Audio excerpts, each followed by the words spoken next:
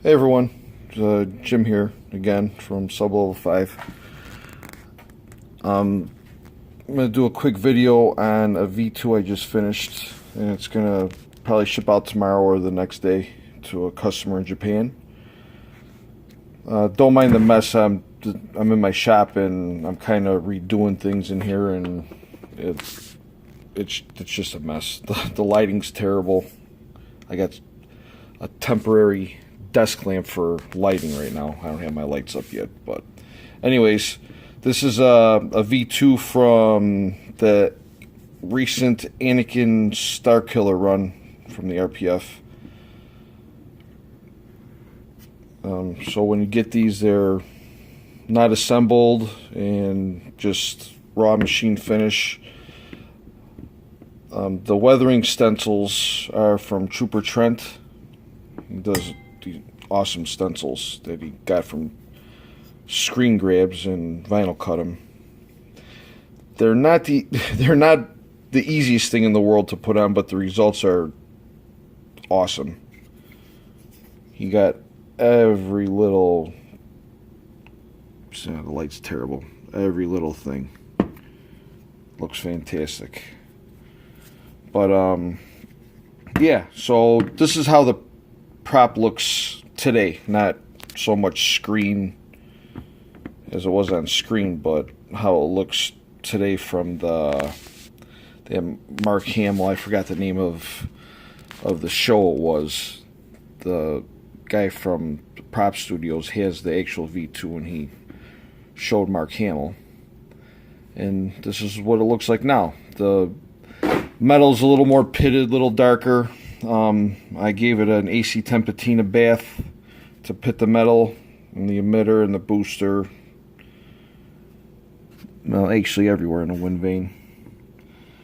Gave it a darker look, pitted it, gave it some age, did it on the pommel. Then I applied the stencils.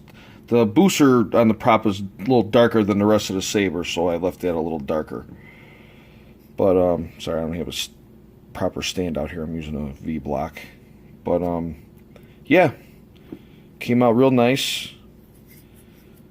I did the copper or bronze paint on the neck and wind vane and did several washes that darkened that up as seen on the prop. Because this was painted bronze or copper, whatever it was, because this was Obi-Wan's or Alec Guinness's stunt saber from A New Hope. So then they used it as the V2 in Return of the Jedi. So this was all nice and clean and black, and by the time Return of the Jedi came around, it looked like this. So I dented the emitter as seen in the prop today. I took that chunk out of that little rod that goes in there. And the Anakin Starkiller, he did it out of steel. But I did this. This comes with static, or excuse me, an emitter face for to hold a blade, a 1-inch blade. But I did this as a static prop. I'm not. I personally like this was actually going to be my personal one, but the customer from Japan seen it and he offered to buy it for me, so I said, what the heck. I'm for Canon stuff, I'm not really into FX. For custom sabers, yeah, it's great all day, but for me, I like static props. This is the gaffer's tape that I added. It's got that little part that doesn't stick.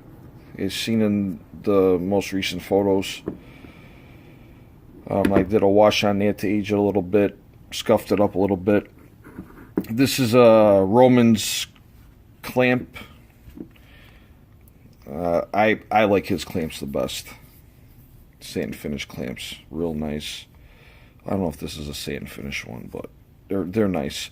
Wanga lever, which again I think he makes the best ones. And obviously Sloth Furnace card.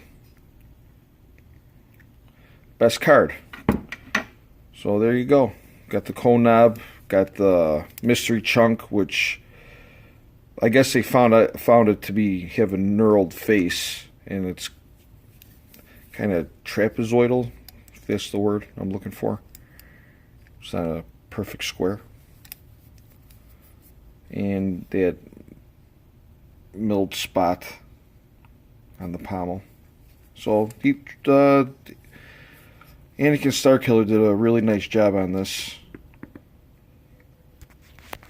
And there we go. It's off to Japan, probably in a day or two. Turned out pretty nice.